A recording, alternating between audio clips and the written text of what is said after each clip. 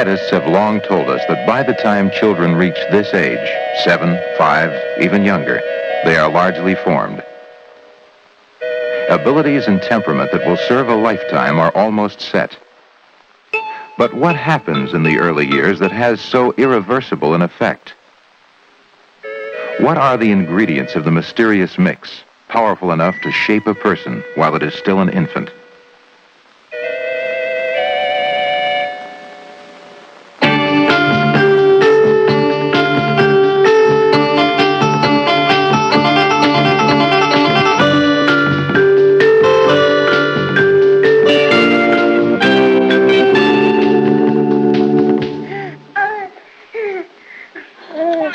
There is something universal in this intimate, sensuous, sometimes fiery first relationship that we recognize as mothering. From its mother, a child gets its first experiences of the world, the first stimulation of its senses: touch, smell, sight, taste, and hearing. With its mother, a child experiences its first social interchange and its first emotions. Investigators of human behavior are examining all these experiences and their interrelationships to determine what part each plays in a child's development. Can we discover the crucial factors in the rich and various stimulation a mother gives her young? Or is mothering so complex that it will resist analysis? Investigations of the relationship between mother and child proceed at all levels among humans and other mammals. In recent years, these studies of the behavior of lower animals have provided a new angle from which to observe the nature of humans. Most animals die if they are abandoned by their mothers. Motherless human infants usually receive some care.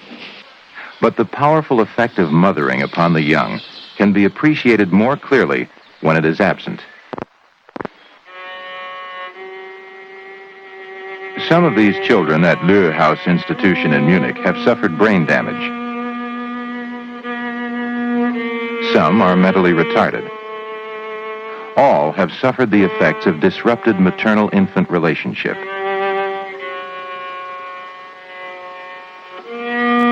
The effects of early separation from their mothers upon children were noted in scientific publications some 25 years ago, when psychiatrist René Spitz observed a high frequency of retarded development among institutionalized children.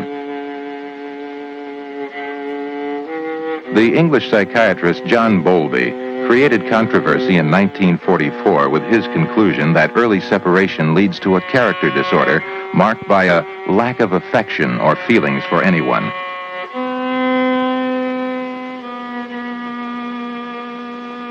These depressed children might be found in institutions around the world. They are withdrawn. Their pace of development has slowed. They are listless, vacant, unnaturally passive. They have few emotional contacts or relations with others, little spontaneity, no laughter, no tears. To go back to the beginning of the relationship between a mother and child, an infant's first human contact is likely to be at the breast of its mother. Here, it is closely held and probably rocked as it receives its first food, and a rich mixture of sensory stimulation, body warmth, touch, taste, smell, the sight of the mother's breast, and the calming of its urgent pangs of hunger. Our animal nature is an endowment we share with other creatures of the earth. If it is valid to compare human and lower animal behavior, the common experience of mammals, breastfeeding, may yield insights into the development of both.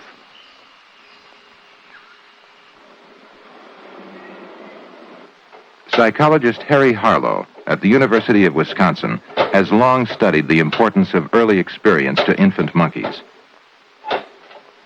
Some time ago, he initiated groundbreaking experiments dealing with the relative importance of hunger and the sense of touch to young monkeys.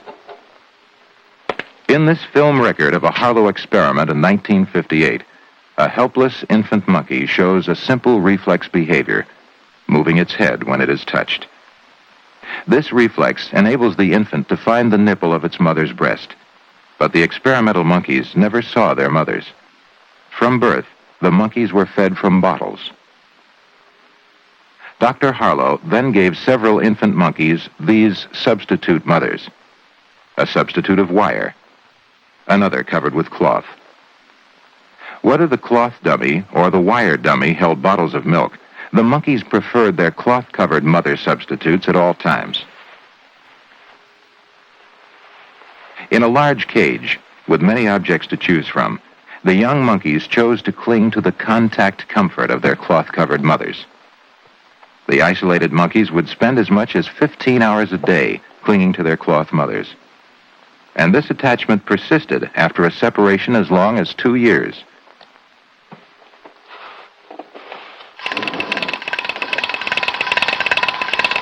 When the monkeys were frightened, they ran to their cloth mother. When the cloth mother was removed, the monkeys showed signs of extreme disturbance.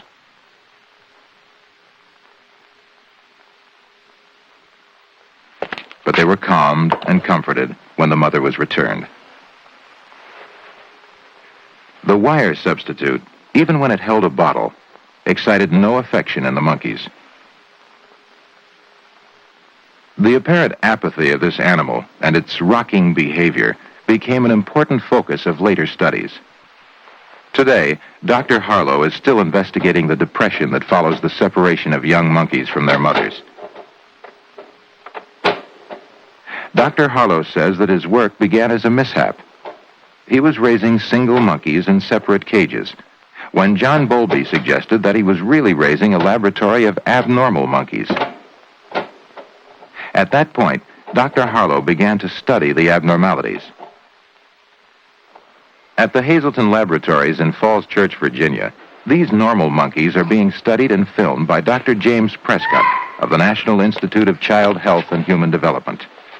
Active, curious, and alert, these healthy monkeys have been raised by their mothers.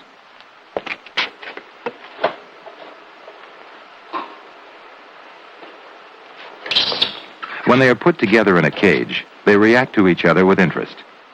They are at ease with each other. They play and touch each other freely.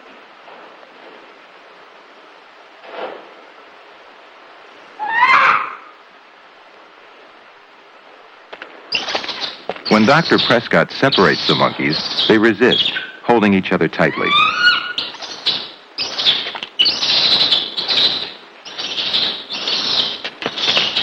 They maintain body contact and cling to each other even through the wire mesh of their cages. Monkeys raised in isolation behave quite differently. These monkeys were removed from their mothers at birth. They were hand-fed in incubators. They were raised in cages through which they could see, hear, and smell other monkeys, but could not touch or be touched by them. When they are put together, there is no play between them. They seem indifferent to touch.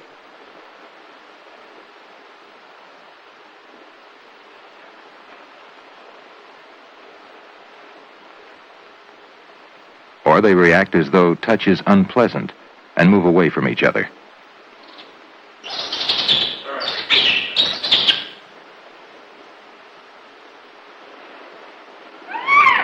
When they are held, the isolation-reared monkeys show signs of great stress, screeching and baring their teeth. The stereotype movements of rocking backwards and forwards over and over again are typical of animals deprived of normal mothering. It is as though the animals attempt to give themselves the touch and motion stimuli they were denied in infancy. Dr. Prescott has theorized that this abnormal behavior in isolation-reared monkeys is a sign of abnormal functioning of the cerebellum, a brain structure associated with body movement.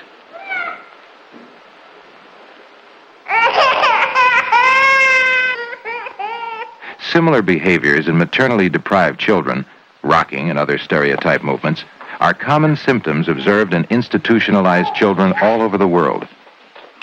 Some children who engage in stereotype movement, endlessly repeated, show evidence of brain damage. Stereotypical movements are observed in retarded children as well. All these children have been deprived of normal mothering for one reason or another, and display the same emotional and social impairment and stereotype movements as animals raised in isolation. Some scientists believe that the cerebellum is involved not only with movement, but with social and emotional behavior as well. At the Tulane University Medical School in New Orleans, studies of brain impairment are conducted with monkeys raised in isolation. Dr. Robert Heath has implanted electrodes, which cause no pain, in the brains of these monkeys. The electrodes are connected by wires to electronic equipment which monitors the activity of the cerebellum and other implanted areas, such as the septum. The septum is a principal brain structure associated with emotional behavior and with the experience of both pain and pleasure. Normal brain waves show up on a graph as consistent patterns, while abnormalities produce wide fluctuations, high-voltage electrical discharges, called spiking by scientists. Dr. Heath found such abnormalities in brainwave graphs of human schizophrenics. When the brainwaves of some of Dr. Harlow's old mother-deprived monkeys were measured, they also indicated visible spiking in both the cerebellum and the septum. The mother-deprived infant monkeys seem to have suffered brain impairment of some sort. At the Jewish Hospital and Medical Center of Brooklyn, other motherless monkeys from Dr. Harlow's original experiment are the subjects of brain impairment studies. Dr. A.J. Berman observes the extreme aggressiveness and hypersensitivity to touch of these Harlow monkeys raised in isolation. After the cage barrier is removed, the monkeys stalk each other. The moment they touch, they are driven to a violent attack.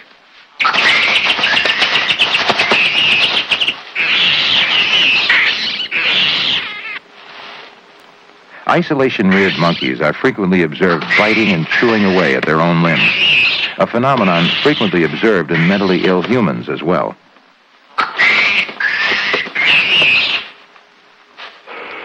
In a very recent experiment, Dr. Berman operates on the cerebellum of an aggressive Harlow monkey.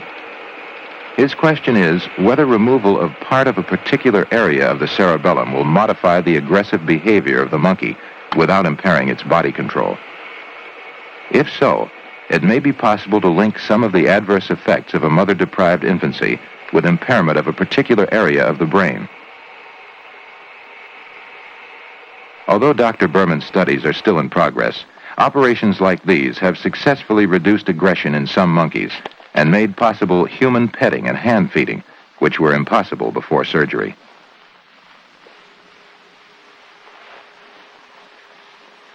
Brain surgery is an extreme solution to the problem of abnormal behavior. Much more practical is prevention, the positive effects of mothering that may provide insights into the most basic needs of the child. The early Harlow experiments demonstrated that feeding, while necessary to life, was not most important to infant isolated monkeys, who craved body contact more and preferred the close softness of their cloth mothers. In normal development, vision is one natural guarantee of closeness between mother and child. Its importance can be seen in everyday games. Looking, hiding the eyes, and looking again. Endless variations of peekaboo, forever thrilling to new generations of children.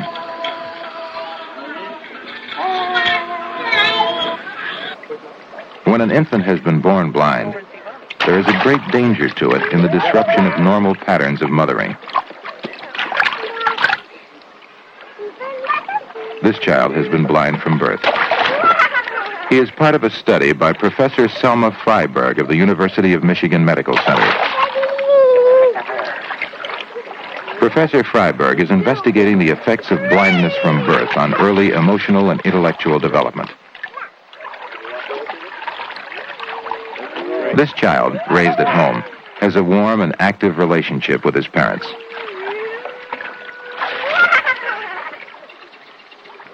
He moves confidently. He is eager to learn. His motor skills are good. 2, He is a happy and lively child and shows no blindisms, such as self-absorbed rocking, that are common among institution-raised blind children. In infancy, he was held close and carried about.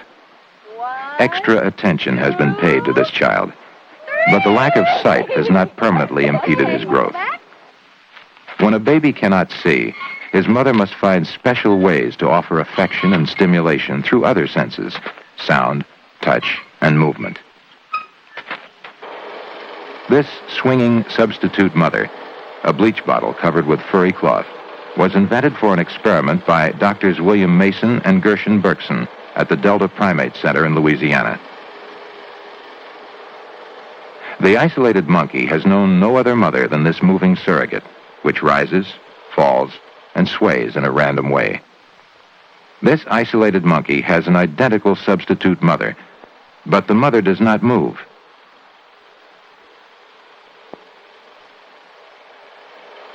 At 10 months of age, the monkey raised on a moving mother substitute is given a chance to make close physical contact with a human being. His behavior seems normal. He appears to be curious, bold, and friendly.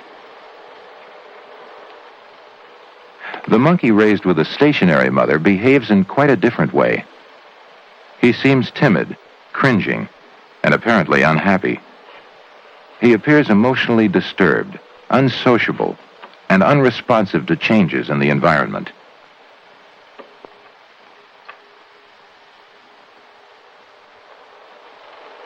Rocking and other abnormal behavior were prevented in the monkey on the swinging surrogate, although some abnormalities did appear, such as thumb sucking and self-biting. The monkey on the stationary surrogate displays the familiar stereotyped rocking movements.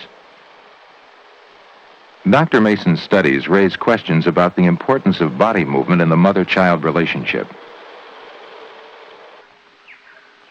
Certainly among most mammals, body contact, movement, and handling are an important part of mothering.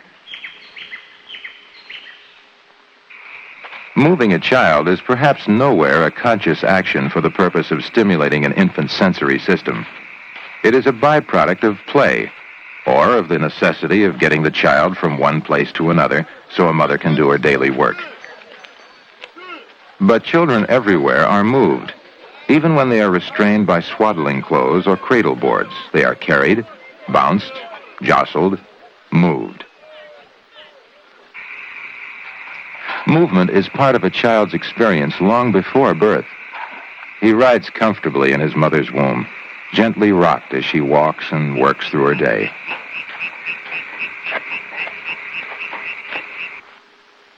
Do babies who are deprived of their full share of prenatal rocking develop normally? A significant percentage of prematurely born babies are known to have some brain abnormalities. In some societies, premature babies live in a world of expensive incubators, separated from living activity.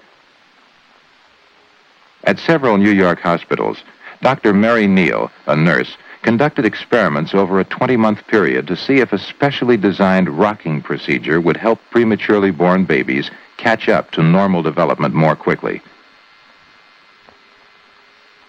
Would they exhibit fewer abnormalities than premature infants who are deprived of motion? Most premature infants spend their days sleeping, rarely waking, rarely crying. For several weeks, the babies were rocked for half-hour periods 3 times a day to make up the time they missed being carried in their mother's wombs. Then, the babies in the experiment were tested to gauge their rate of growth. Did the infant have crawling motions that show the beginning coordination of a left-right sequence, an expression of beginning mobility?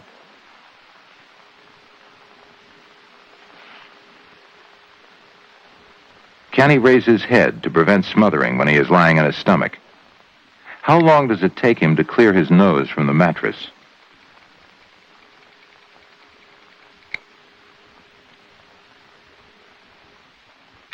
The full-term newborn baby has these abilities, and they are essential for the premature infant as well.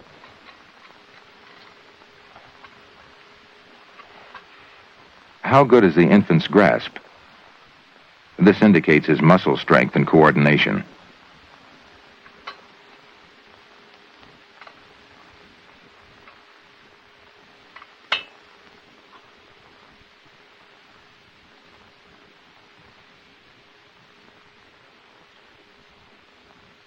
It is easily measured by the weight he can pull. Premature infants who were not rocked in their incubators displayed less improvement than the rocked infants in such activities as raising their heads, beginning crawling, grasp, and response to visual and sound stimuli. Rocked infants also gained more weight. While this research is investigatory, it does reaffirm the importance of movement, even in the womb. The importance of rocking begins before birth. Children whose infancy is spent without mothering can become seriously retarded. This child is 6.5 months old. He has spent his life since birth in a typical institution. He has not been handled as a baby normally is by its mother. This child is already retarded by several months. He is unable to reach out and grasp a rattle, as a child of his age could normally do. He is unable to hold his head straight or to sit by himself.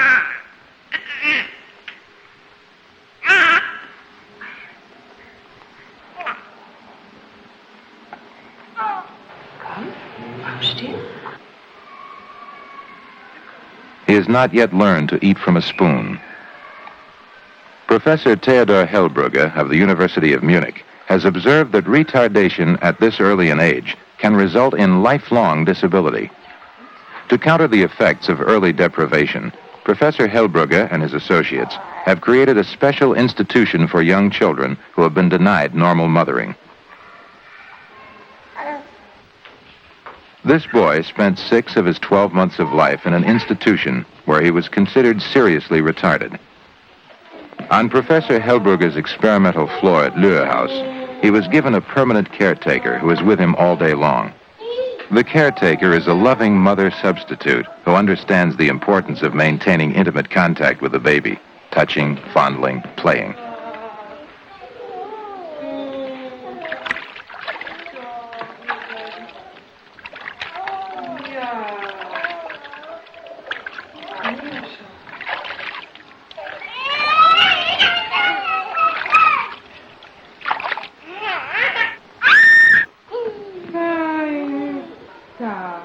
Under the impact of special attention, this boy, once considered withdrawn and retarded, begins to perk up.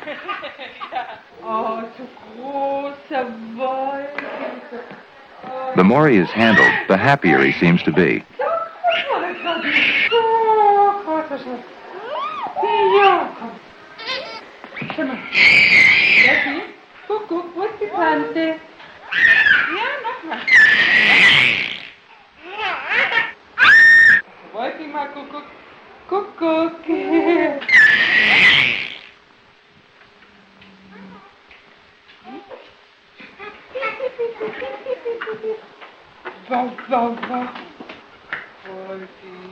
The devastation of a motherless beginning seems to some degree correctable at an early age if special effort is made.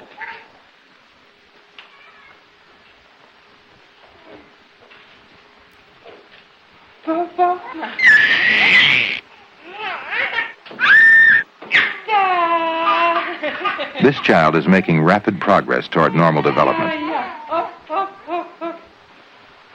The phenomenon of substitute mothers is found among lower animals, too. At the Downstate Medical Center in New York, Dr. Leonard Rosenblum investigates different styles of mothering between 2 types of monkeys. One type, bonnet monkeys, are a relaxed breed, gregarious, even cuddly. They are not likely to waste even an inch of space between them. Close contact and body touch seem to provide security to the bonnet monkeys. Adult females are as interested and affectionate toward all young monkeys in the group as they are toward their own, and mothers readily allow others to fondle and interact with their infants. If the mother of a bonnet infant is lost or removed, the infant is usually immediately adopted by another female. When the mother returns, neither she nor her baby makes any particular fuss over the reunion.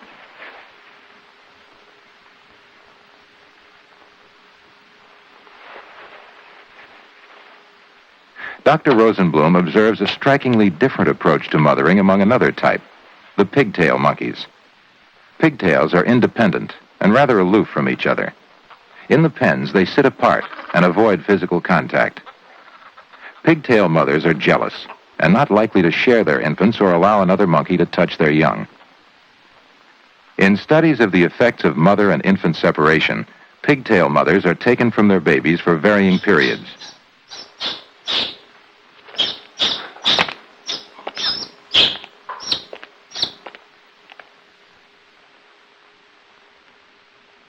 This particular separation was quite brief.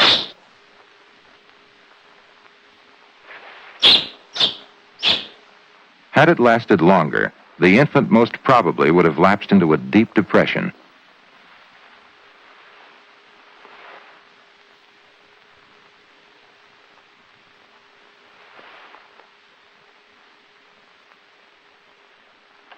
When Dr. Rosenblum allows the pigtail mother to return, the reunion of mother and child is frantic.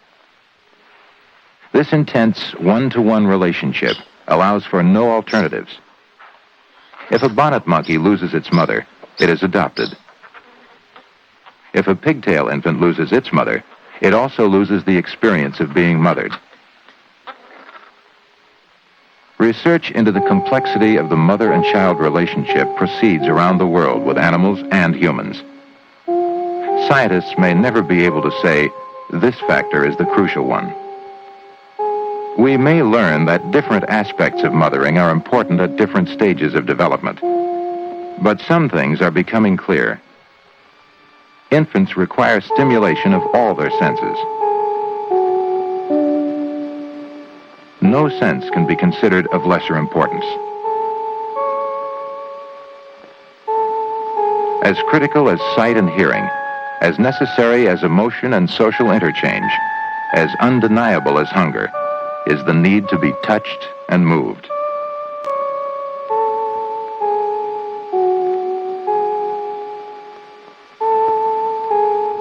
The baby craves and needs to be rocked.